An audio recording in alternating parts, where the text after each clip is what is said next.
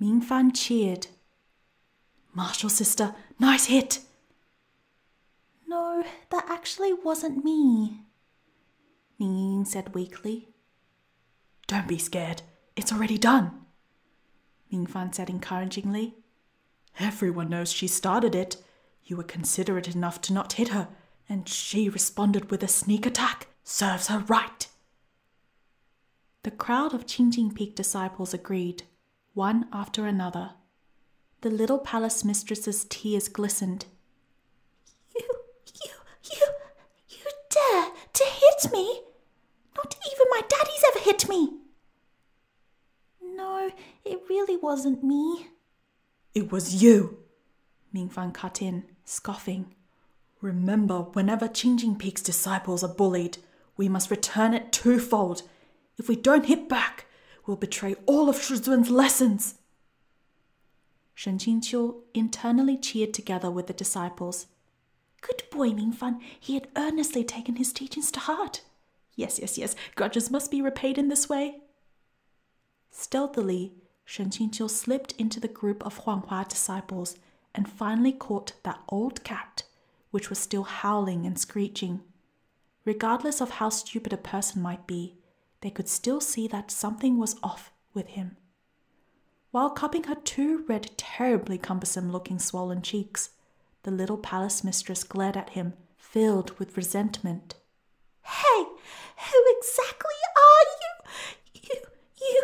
You would dare mess with me like this?" The Huanghua palace disciples surrounded him, yelling, "The palace mistress is asking you a question." Shen Qingqiu bent over and released the cat. Then he straightened and pointed to the disciple who stood hunched and lurking in the back. "Instead, why don't you ask, who exactly is he?" he said. All at once, every one of those gazes focused on that person. The little palace mistress was still in a rage, so at first she only gave the indicated disciple a sideways glance, but the more she looked, the stranger she found him. Leaving Shen Qingqiu alone for now, she turned to the odd disciple and said suspiciously, "Who are you? What are you doing, dressed like that? Are you really from our Huanghua palace? Why have I never seen you before?"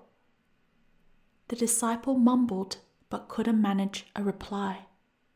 The little palace mistress turned to her subordinates. "What about you? Do you recognize him?" Realizing things weren't looking so good, the disciple made an eerie sound, which made everyone turn their blades on him. "Don't get close," Shen Qingqiu warned with a raised voice. At the same time, he plucked another leaf, then flicked his wrist and sent it forth. This time, both Ningying and Mingfan saw the way that leaf flew, and they balked. Enveloped in a sword glare's glow, the leaf pierced through the air and sliced open the strange disciple's outer robes, cleaving through his clothes to reveal the skin underneath. At this, it was like everyone had seen a ghost, and they backed up a few steps. Some went even further, shrieking as they leapt straight out of the tavern. Scarlet-colored skin. It was in a perfect accord with Shen Qingqiu's guess. To his knowledge, only one type of entity held themselves with that posture. A sower, disguised as a normal person. Only the exposed parts of the sower's skin had been painted to resemble the hue of an ordinary person's, and so the sower's cover was blown on the spot. As such, it decided it had nothing to lose and rushed forth with a yell, eyes bloodshot. These disciples were young juniors, so most of them hadn't gone on the recent excursion to Jinglan City. Therefore, they had only heard of this monster and never seen it. Now that a real one had appeared before them, and one that was madly grabbing at whoever it saw at that, they were all scared senseless. When the sower threw itself toward a Qingjing Peak disciple, Shen Qingqiu flashed between them and planted a foot in the sower's chest, sending it flying through 2 tables and spewing fresh blood everywhere. he turned his head to yell at the group. "Hurry up and leave!" Instead, Ning Ying latched onto him, crying and laughing. 师尊, is it you? 师尊? "No way my face is covered in dirt and whiskers and you still recognize me?" Shen Qingqiu was quite moved. However, in this kind of situation, choosing not to leave and on top of that staying behind to be a burden, and moreover calling out his true identity despite his disguise, as expected, she was still dumb. When the sower tenaciously threw itself toward them again, refusing to relent, Shen Qingqiu pushed Ning Ying away with a hand as gentle as spring. Then, with the other hand as harsh as winter, he flicked a fire technique at the enemy. Damn it, it didn't hit. No, the fire didn't even come out. The fountain of blood that had remained dormant and hidden in Shen Qingqiu's throat for many years once more began to stir. He had enough of this without a cure, the poison that just loved dropping the ball at key moments. He snapped his fingers continuously over and over, but not a single flame sprang forth. Like a lighter out of lighter fluid, he clicked, clicked, clicked away, but there were no sparks, no matter how hard he snapped. While Shen Qingqiu became flustered, the sower lunged and latched onto his thigh. Shen Qingqiu was struck speechless. He subconsciously raised his misfortune-plagued right hand. Naturally, he could already detect 3 red patches happily taking root and growing at a speed visible to the naked eye. Not fair! Why am I infected so fast every time? Perhaps his rage and sorrow alchemized into a fuse, because with his last snap, an explosive burst of flames finally ignited between his fingers. With a kick, Shen Qingqiu sent the sower clinging to his thigh flying, and he struck downward with a palm alight with raging flames. The sower was engulfed in a blaze of fire and a series of horrible shrieks. Ning Ying and Ming Fan tearfully sandwiched Shen Qingqiu on his left and right. 师尊! 师尊! They cried. The other Qingjing Peak disciples were about to join in, but they quickly retreated under Shen Qingqiu's "Go outside and run 500 laps" glare. Since his disguise was already awash, Shen Qingqiu scrubbed and wiped at his face until he recovered his original appearance. "Was anyone infected?" he asked. Then with a heartfelt tone, he finally said a line he'd always dreamed of saying. "Hurry up and take some medicine. You must not stop taking your medication." One male voice and one female voice, one high and one low, sobbed into his ears. 师尊, we finally found you. 师尊, this disciple missed you so much it hurt. Shen Qingqiu hadn't even replied when a cold feeling lanced down his back. He pushed aside his 2 disciples and sent Zhǔjiǎo's sword flying out from the folds of his robes. With a clang, his blade blocked the little palace mistress's refined iron whip. If the little palace mistress could have been considered only temporarily enraged during the recent altercation with Qingjing Peak, then this time her actions truly brimmed with killing intent. She hacked away with the short whip in her hand like it was a knife or an axe, every move vicious and desperate. "Are you mad?" Shen Qingqiu asked bluntly. "Where does all this rage come from every day?" He'd long wanted to ask that question. "You wicked villain!" the little palace mistress shouted. "Return the lives of my martial brothers and sisters!" At first, Shen Qingqiu thought that she was once again grieving the Huanghua Palace disciples who died during the Immortal Alliance conference. He would have never guessed what the little palace mistress screamed next. "Just because my martial brother said some harsh things to you while you were being imprisoned, he died so horribly. Who's my martial brother? Wait, could it be that nasty, sarcastic, pockmarked guy? I definitely didn't take a single life when leaving Huanghua Palace, he said. So why are you telling me that he died horribly? He then turned to his disciples to whisper, He really died? How horrible was it? He really did die, Mingfan answered, also quiet. It was utterly, utterly horrible. His entire body was green and decayed. They say it was a highly toxic demonic poison. Toxic demonic poison? That very much sounded like Luo Binghe's handiwork. Quibbling is useless, the little palace mistress said. Today, for the deaths of my Huanghua Palace disciples, I absolutely must make you pay with your life. I have never been good with poison, and there are hundreds upon thousands of ways to kill your Huanghua Palace's disciples, Shen Qingqiu countered. Why would I choose the most cumbersome strategy? I did indeed escape from prison, but how can you prove I killed them? Then can you prove you didn't kill them? A Huanghua Palace disciple shouted. If Shen Qingqiu didn't entangle this, he was afraid that in the future, the two sects wouldn't ever be able to let the matter rest. He deliberated a little, then probed further. What does your esteemed sect head disciple Gongyi Xiao have to say about this matter? The little palace mistress's eyes went wide. The tears that had originally stopped started to fall once more. You still dare mention Gongyi, martial brother? She raised her whip and pointed it at Shen Qingqiu. You think that just because he's dead and can't testify, you can use him however you wish? Shen Qingqiu felt like he had been struck by lightning. He caught her whip mid-strike between two fingers. He hoped he'd heard wrong. What did you say? Gongyi Xiao died? When did this happen? Who did it?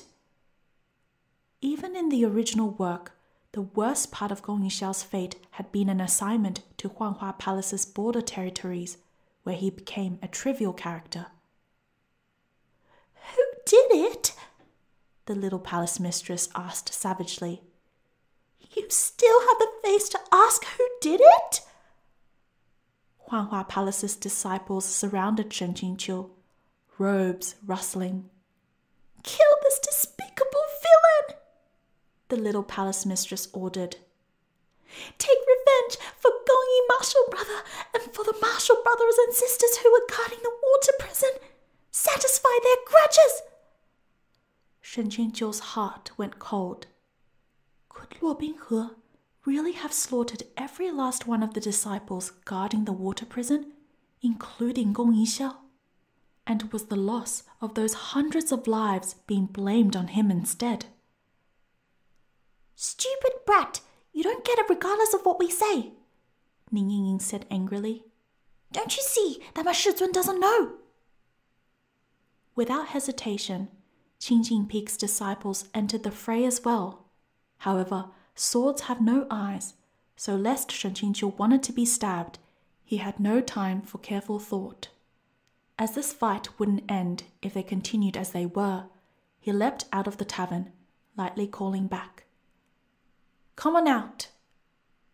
As he'd hoped, both camps followed after him rather than go for each other, every disciple trying to squeeze out the door first.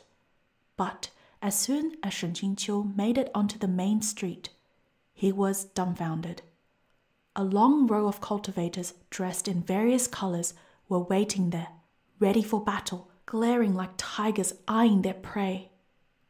Fair enough, after all, they'd made such a large commotion in the tavern.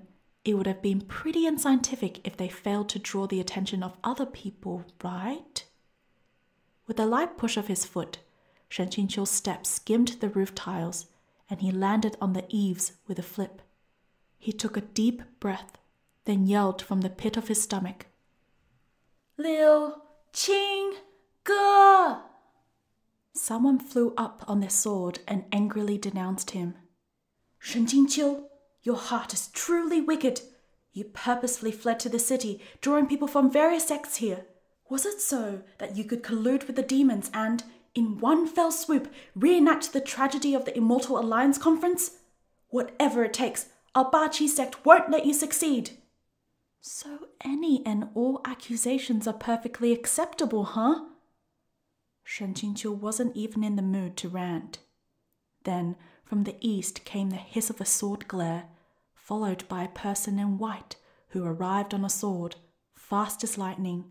Mind you, his descent was too forceful, pointlessly whipping up a powerful wind that threw the Bachi cultivator right off his own blade. Liu Qingge stood securely on Chen Luan's sword with his arms crossed. What is it? Too reliable, Great Master Liu, Shen Qingqiu said with all sincerity. Get me out of here. Liu Qingge stared. My poison flared up again, and I can't summon the qi to fly my sword. If you don't take me, I will just plummet from the skies. Liu Qingge let out a sigh. Get on.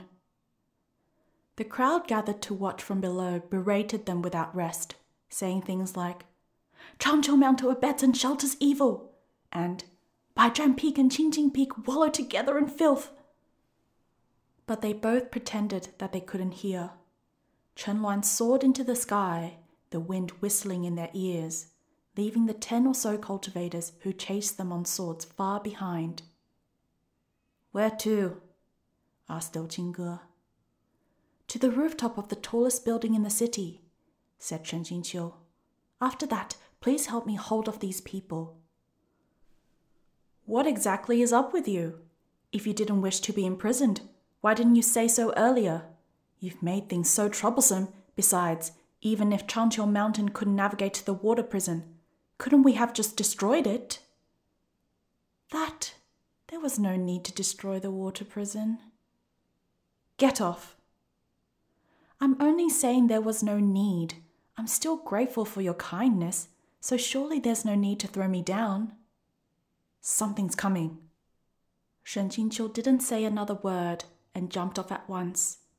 The tip of his foot touched tile, and he stooped over on the roof of the building. Chen Luan's momentum was incredibly powerful. Liu Qingge and his sword did a dazzling somersault in mid-air, and only then did he manage to break, eyes fixed attentively elsewhere. Shen Qingqiu also followed his gaze. Then he heard a sneer behind him. Where are you looking? Shen Qingqiu nearly stumbled on the spot.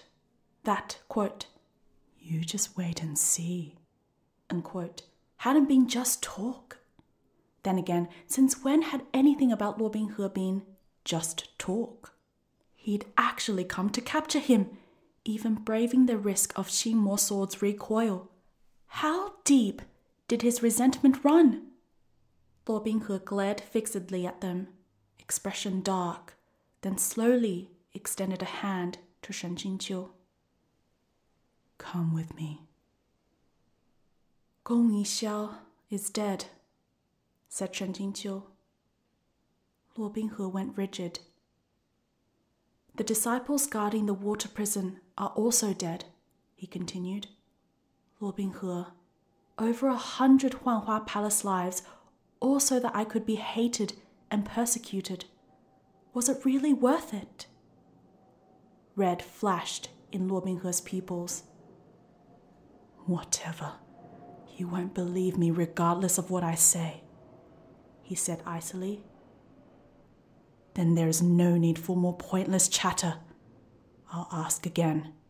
Will you come or not? He stubbornly refused to withdraw that hand. Shen Qingqiu had yet to answer when, out of nowhere, over 10 people appeared, hemming them in on the roof while riding their swords. The leader was again that man from Bachi sect.